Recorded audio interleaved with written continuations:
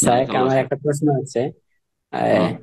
আমি সৃষ্টি তত্ত্ব নিয়ে পড়াশোনা করেছি, মানে কি নিয়ে? পৃথিবী এসব সৃষ্টি তত্ত্ব মানে গবেষণা করেছি, হালকা রিসার্চ করেছি, ঠিক আচ্ছা। আছে। হুম। তো আমি দেখেছি আমাদের যে পৃথিবীতে এখন যেটা পড়ানো হয় ভূগোলে, যে পৃথিবী গোল সূর্যের চারিদিকে তওয়াব করছে, এটা স্যার হুম। পুরোটাই মিথ্যা, একদম বাতিল। এটা সূর্য হুম। পূজারীদের আকীদা। এবং আমি হুম। দেখেছি পৃথিবী বাস্তবে সমতল এবং আকাশটা পৃথিবীর ওপরে গম্বুজের মতো রয়েছে। এমনকি হুম। এরপর আমি সালাফদের তাফসীর গুলি ঘাঁটতে শুরু করলাম। কোরআনে স্পষ্ট ভাবে পৃথিবী স্থিরের কথা বলা আছে। এমনকি শেখ বিন বাজ, শেখ সালেহ আল উসাইমিন, শেখ ফাউজান, শেখ উবাইদ আল জাবরি, শেখ এগুলো মুহিউদ্দিন প্রশ্ন বলেন, আমার এগুলো জানা আছে।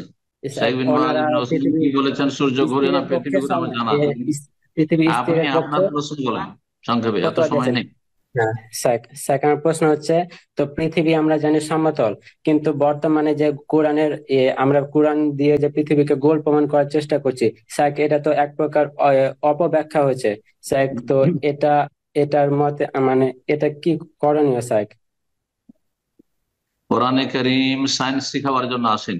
সায়েন্সের কথা আছে কিন্তু সায়েন্স শিখাবার জন্য আসেন, ঠিক আছে।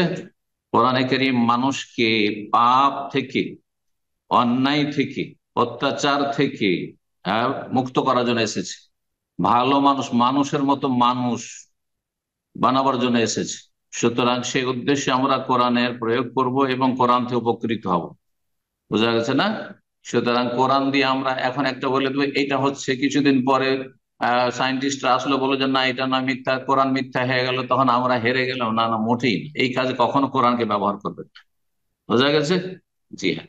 কোরআনে আল্লাহ বলেছেন বাহ্যিক যেটা, সেটা বলে দেবো যে অশামসু তাজরি ইলা মুস্তাকারিল্লাহ, সূর্য আহ, চলমান রয়েছে, পৃথিবী চলমান, কথা কোরআনে কারীম। কিন্তু সেটা সায়েন্স, আর সেটাই আর সেটাই আল্লাহ রাব্বুল যেটা বলেছেন সেটাই হচ্ছে বাস্তবতা। এসব কথায় আমরা অত যাওয়ার কোনো প্রয়োজন করে না। কারণ কোরআন সায়েন্সের কিতাব নয়, বিজ্ঞান নয়। কোরআন হচ্ছে আল্লাহর আসমানি সিলেবাস, যে উদ্দেশ্যে আল্লাহ নাযিল করেন কিতাবুন আনজালনাহু ইলাইকা মুবারাকুন লিয়াদাব্বারু আয়াতিহি, মানে তাদাব্বর করে ইঞ্জিনিয়ার হওয়া নয়, আর বৈজ্ঞানিক হওয়া নয়।